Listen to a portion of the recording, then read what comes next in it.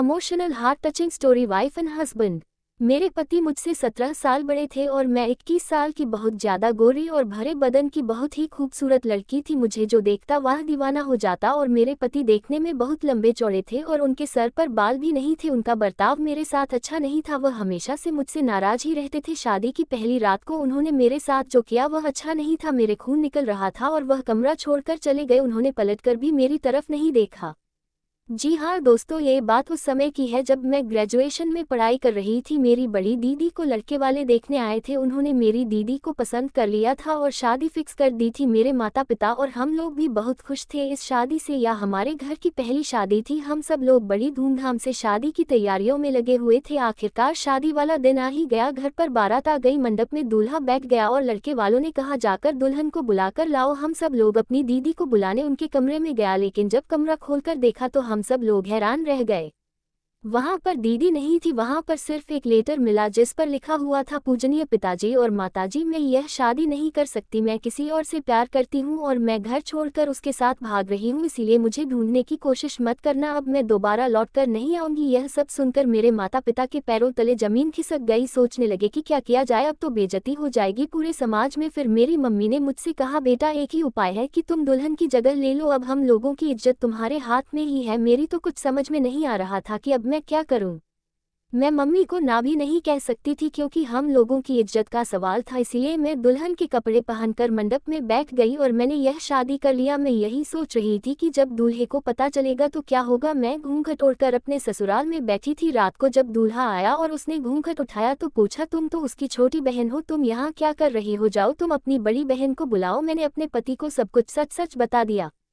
ये सुनने के बाद वह बहुत तेज गुस्सा हुआ और मेरे मुंह पर 2-3 थप्पड़ लगा दिया और मैं वहीं पर गिर गई। मेरे बहुत तेजी से खून निकलने लगा, लेकिन उसने मेरी तरफ ध्यान नहीं दिया और बहुत चिल्लाया और कमरा छोड़कर बाहर चला गया। मैं रात भर रोती रही और मैं कर भी क्या सकती थी। आखिरकार गलती हम लोगों की ही थी। ऐसा कई महीनों तक चलता रहा। उन्होंने कभी भी मुझे एक्सेप्ट नहीं किया। इसी कारण आज तक हम लोगों का कोई बच्चा भी नहीं है।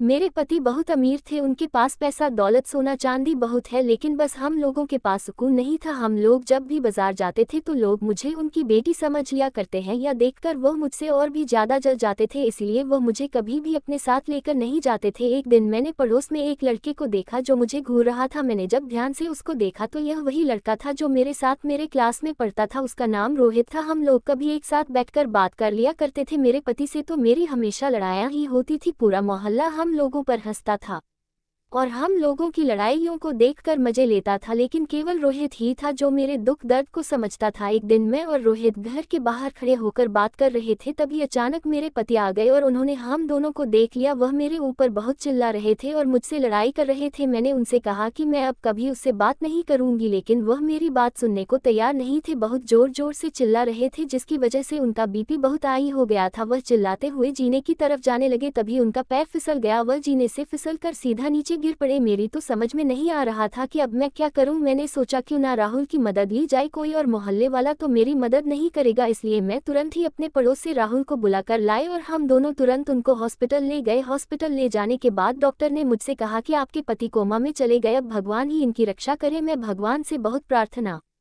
करने लगी इनको जल्दी से ठीक करना। मैंने और राहुल ने दिन रात उनकी सेवा की। मेरे पति को भी एहसास हो गया था कि इतना पैसा दौलत होने के बावजूद भी किसी ने उनका साथ नहीं दिया, सिर्फ राहुल और मेरी पत्नी ने मेरा इतना साथ दिया है। एक दिन डॉक्टर ने मुझे कॉल की और कहा, आपके पति होश में आ गए हैं, जल्दी आ जाएं। मैं और राहुल जल्दी से हॉस्पिटल पहुंचे। मेरे पति ने मुझसे कहा कि अब मेरे पास ज़्यादा समय नहीं है, ये लो बक्से की चाबी, तुम और राहुल आपस में शादी कर लेना, मैं अब इस दुनिया से जा रहा हूँ, तुम लोग हमेशा खुश रहना। या कहते ही वह इस दुनिया से चले गए।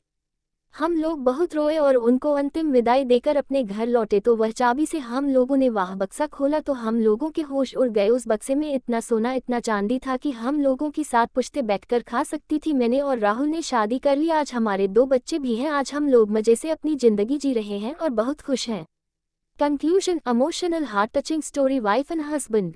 दोस्तों, अच्छे इंसान के साथ हमेशा अच्छा ही होता है। जिंदगी में आप सिर्फ भलाई करते रहिए, वह भलाई का फल आपको एक दिन जरूर मिलेगा। एक नई कहानी के साथ आपसे फिर मिलने जरूर आऊंगी। धन्यवाद दोस्तों।